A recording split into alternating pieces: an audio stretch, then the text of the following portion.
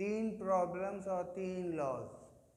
पहली प्रॉब्लम है अगर x इजिकल टू 5 तो 5 की पावर 1 क्या होगा? It will be 5। लॉ अपना पहला यही था कि x की power 1 is equal to x, x raised to the power 1 is equal to x. So 5 raised to the power 1 will be 5. Second law हमारा था x raised to the power 0 is equal to 1. तो यहां पर x ये पूरा consider किया जाएगा as a x, और इसकी पावर लग गई 0, तो it doesn't matter for us कि कितना बड़ा नंबर है, it will be the answer will B 1। ऐसे यहाँ पर ये आपके स्कूल का नंबर लिखा है 9251448299, लेकिन इसकी पावर लगा दी गई है 0 या 0, सो इसका आंसर भी होगा 1। यहाँ लिखा है 72 raise to the power -5, 72 raise to the power -5, तो इसका आंसर होगा 1। ये न्यूमरेटर है, इसके नीचे लिखा हुआ नहीं है लेकिन होता है 1। ये डिनोमिनेटर है, ये अंश है, ये हर है, तो 1/72 और इसकी पावर का साइन चेंज हो जाएगा। The power is negative here, it will be positive here. So इसको जब आप सॉल्व करोगे तो ये होगा 1/72 इंटू 72 इंटू 72, कितनी बार होगा? 5 बार, क्योंकि पावर कितनी है? 5।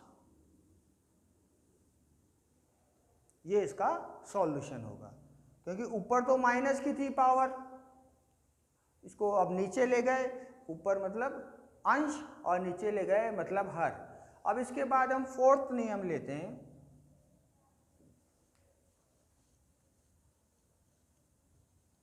फोर्थ लॉ, मैंने आपको बताया था बेस क्या होता है, यानी आधार क्या होता है और पावर क्या होती है। वो ध्यान है आपको?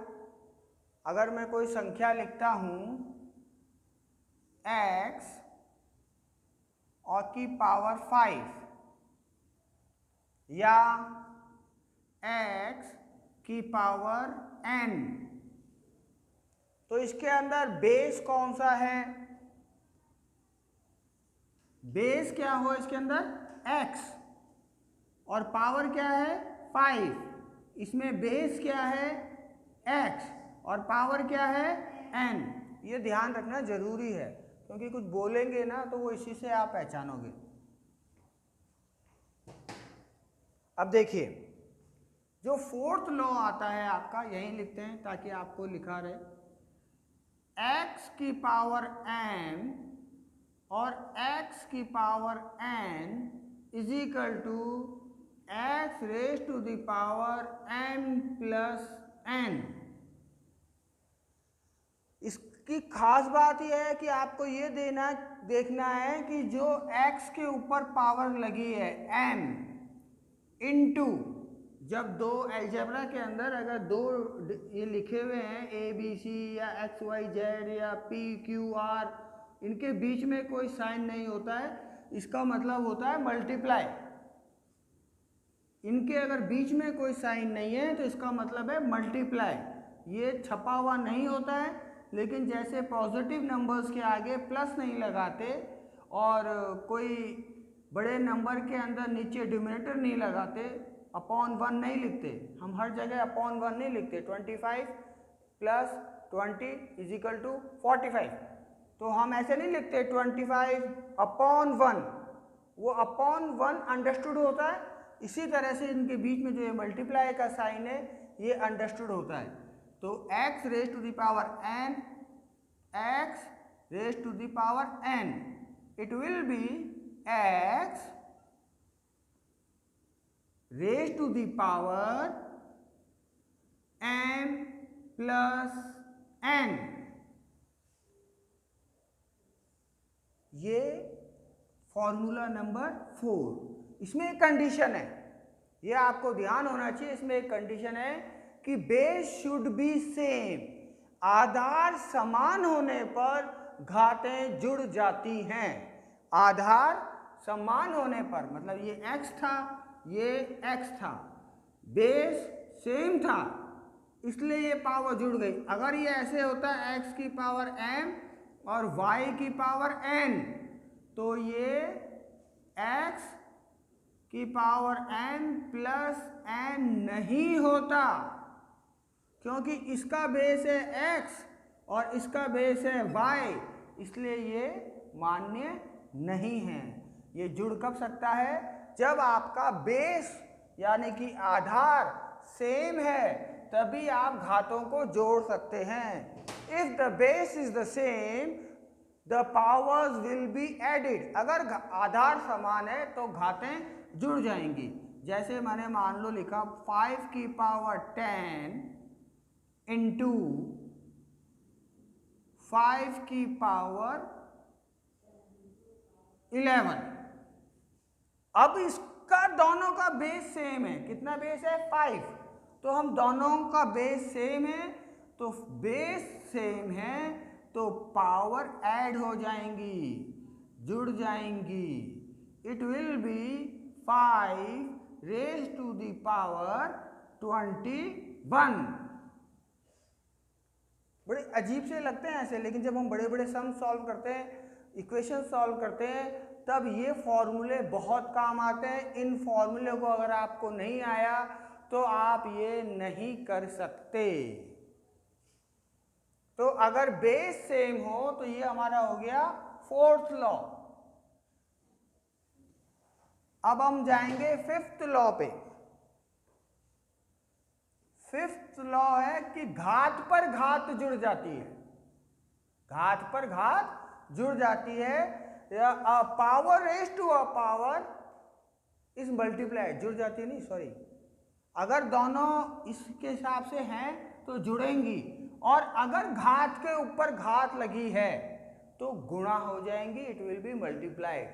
फॉर एग्जाम्पल मैं यहाँ लिखता हूँ आपका पांचवा, कि अगर x की पावर m है और इसकी भी पावर n है, then it will be x m into n equals to x raise to the power m और n। मैंने भी आपको ये बताया था कि दो एल्जेब्रिक्स के अंदर अगर बीच में मल्टीप्लाई का साइन नहीं है तो वो मल्टीप्लाई होते हैं। तो m into n can be written as mn। अगर मैं आपको कहीं लिख के देता हूँ ABC, तो इसका मतलब है A इंटू बी इंटू सी। आप दोनों फॉर्म में लिख सकते हो, बट हम लोग क्या करते हैं कि ABC लिखते हैं जब मैथमेटिक्स के प्रॉब्लम्स सॉल्व कर रहे होते हैं या कैलकुलेशंस हम निकाल रहे होते हैं। अब मैं आपको एग्जांपल देता हूँ, x raise to the power m raise to the power n equals to x m into n, or as I have already said, there is no need to write into sign between, so you can say x raised to the power mn। अब कोई संख्या ले लेते हैं, माना, और if x value is 5, m values 2 and n values 3, तो ये कैसे लिखेंगे हम लोग? It will be written as x की जगह पर हम लिख देंगे 5, m की जगह लिखेंगे 2, फिर इसकी लिखेंगे x, ये n की वैल्यू 3। तो ये पावर, ये वैल्यू रखने के बाद x raise to the power 2 raise to the power 3। हमको ये फॉर्मूला मालूम है कि अगर घात पे घात लगी हो तो गुणा हो जाती हैं, तो it will be 5 raise to the power 2 into 3, it will be 5 2 3 6 raise to the power 6। ये हमारा आंसर हो, 2 हो गई। ज़्यादा बड़ा और बनाने की ज़रूरत नहीं है वैसे अभी, तो एक नियम और लिखा देते हैं, फिर उसके क्वेश्चंस देंगे, फिर नेक्स्ट वीडियो। थोड़ा थोड़ा सा पढ़ने में मज़ा भी आता है, ज़्यादा एक साथ मिल जाए तो बच्चे बोर हो जाते हैं। और घर पे पढ़ रहे हो तो टीवी भी चल रहा है और मम्मी भी घूम रही है और कोई आवाज़ भी लगा देता है। तो हम लोगों का जो 5th नियम रूल है वो हम लेते हैं कि आपने प्लस ले लिया, माइनस ले लिया और पावर के ऊपर पावर ले लिया। अब आप ये कर सकते हो कि न्यूमरेटर और डिनोमिनेटर सेम है। वो जो एक लॉ बताया था ना आपको, ये वाला सेम ऐसा ही है, इससे रिलेटेड है। क्या है कि अगर x की पावर m है और अपॉन, यहां पर तो ये मल्टीप्लाई हो रहे थे, अपॉन x की पावर n है, मतलब यहां ये डिवाइड हो रहे हैं, वहां पर वो अंश ही थे और मल्टीप्लाई हो रहे थे। यहां पर एक अंश है और एक हर है, इसका मतलब ये डिवाइड हो रहे हैं। तो जो आपका 6th लॉ बनता है वो बन गया आपका x की पावर m अपॉन x की power n is equal to x की पावर m माइनस n। जब ये डिवाइड हो रहे थे तो नीचे वाली पावर ऊपर वाली पावर से माइनस हो जाएगी, घट जाएगी। यहां जब ये डिवाइड हो रहे थे तो दोनों का आधार समान था, the base was the same, so both are added. तो ध्यान रखें, जब डिवाइड हो रही है सेम बेस, आधार समान होने पर और भाग जा रहा हो तो घातें घट जाएंगी। ऊपर वाली तो प्लस रहेगी, नीचे वाली नीचे से ऊपर आई तो क्या हो गई, माइनस की। बेस सेम है, आधार समान है, तो घात नीचे से ये हट गया। इसको आप कंसीडर कर सकते हो अपॉन 1। मैंने आपको जैसे बताया कि अपॉन 1 हम लोग नॉर्मली लिखते नहीं है, तो आप इसको लिखो मत। तो it is x raise to the power m minus n। ये लॉ आप ध्यान रखना, इसमें 2-3 लॉ और आ गए हैं। पहले जो लॉ थे ना आपके, एक तो ये था कि ये यहाँ पर ये आ रहा है जो माइनस का था, तो इसको नीचे ले गए तो किसका हो गया, ये प्लस का हो गया। ऐसे सेम इसको अगर आप उल्टा करते हो कि नीचे से पावर ऊपर लेके जाते हो तो पावर का साइन चेंज हो जाएगा। अगर कोई भी नंबर नीचे से ऊपर जाएगा, इसको ऐसे समझो कि x raise to the power m और फिर ये नीचे से ऊपर गया तो यहाँ हो गया x, वो साइन लगाते नहीं है, इनटू वाला, और ये जो n था ये नीचे था, नीचे से ऊपर गया तो ये n किसका हो जाएगा, माइनस का। यहाँ पर n प्लस का था, यहाँ पर n हो गया माइनस का। और now you can say x raise to the power m minus n, यही फॉर्मूला है। एक एग्जांपल देके समझाता हूँ। अब हम कंसीडर करते हैं x की वैल्यू 7 इफ माना x is equal to 7। Okay, अब इसको सॉल्व करेंगे और m is equal to 25 and n is equal to 20। एक बार इससे समझना, फिर थोड़ा सा चेंज करूंगा। अब हम क्या करेंगे, अब ये जो फॉर्मूला है इसमें ये सारी वैल्यूज रखेंगे, ये जो मान दिया हुआ है ये हम उस समीकरण में रखेंगे। तो x की जगह क्या लिखना है, 7 raise to the power m था तो raise to the power 25, n नीचे जो x है वो 7 ही रहेगा, x की वैल्यू 7 है तो 7 ही रहेगी, n की वैल्यू 20 है तो 20 रहेगी। अब बेस सेम है, दोनों का आधार साथ साथ है, तो क्या होगी, पावर माइनस करनी है, तो इट विल बी 7 25 माइनस 20, तो the answer will be 7 raise to the power 5। ये सम सॉल्व हो गया, ये आपका आंसर हो गया। एक चीज और हो सकती है, एक मिनट, अब अपन क्या करते हैं 25 को माइनस का ले लेते हैं। 25 है ना ये वाला n की वैल्यू प्लस में थी, इसको आपने माइनस में ले ली, तो it will be 7 raise to the power -25। अब क्या होगा, ये -25, ये माइनस का 20 ऊपर आया, ऊपर पहले से ही जो वैल्यू थी वो किसकी थी, -25 की। अब यहाँ आंसर ये सिंबल चेंज किया ना नेगेटिव पॉजिटिव का, तो कितना फर्क पड़ रहा है, तो 7 ये दोनों ये ऊपर गई तो माइनस की हो गई, यहाँ लिख दिया है। अब ये क्या होगा, -25 और -20 इक्वल्स टू 45, और साइन कौन सा आएगा, माइनस का, तो बोथ आर द माइनस, तो माइनस आ गया, minus minus is equal to minus, तो ये आपका हो गया 7 रेज टू द पावर, ये हो गया 7 रेज टू द पावर -45। पहले जो लॉ पढ़ा हुआ है उसके हिसाब से ये माइनस की पावर है, तो इसको अगर नीचे ले जाएं, हर में ले जाएं या डिनोमिनेटर में बना दें, तो it will be in plus, you can write this way also.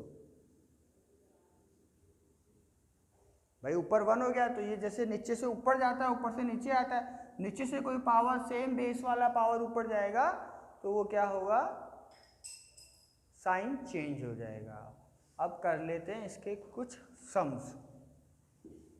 हाथ के हाथ अगर सम्स किए ना तो याद रह जाएगा, थोड़ा प्रैक्टिकल एक बार हाथ से कर लिया तो आपको ये सॉल्व हो जाएगा। अगर हाथ क्या अपना था, अब हम एक क्वेश्चन लेते हैं, if x is equal to 9, तो आपको सॉल्व करना है कि 25 ये x आ गया और रेज टू दी पावर 9, नहीं रुको एक मिनट, इसको जरूरत नहीं है ना लिखने की, सीधा सम लिखता हूँ, फॉर्मूला नहीं लिखेंगे, फॉर्मूले से तो आपको आइडिया लग जाएगा। तो ये हो गया 25 raise to the power 4 into 25 raise to the power 2 is equal to कितना होगा, और 25 raise to the power 100 into 20 नहीं, इसको बदल देते हैं, 5 raise to the power 4 into 5 raise to the power 32, मतलब कितने भी हो सकते हैं, बेस सेम हुआ तो ऐड करने वाला फॉर्मूला अपना ये है। और फिर एक समय पावर चढ़ी हुई है, दूसरा ये तो फर्स्ट हो गया, ये सेकंड हो गया। थर्ड क्वेश्चन लिखिए 5 raise to the power 10 and raise to the power 4, तो इसकी वैल्यू क्या होगी। और थर्ड है, फोर्थ क्वेश्चन है 7 की power 24 upon 7 raise to the power 20, यही सब दोबारा करना है आपको। फिफ्थ 7 माइनस 24 अपॉन 7 20, तो ये आप सॉल्व करें, फिर जो और लॉज है वो बाद में पढ़ेंगे। Thank you.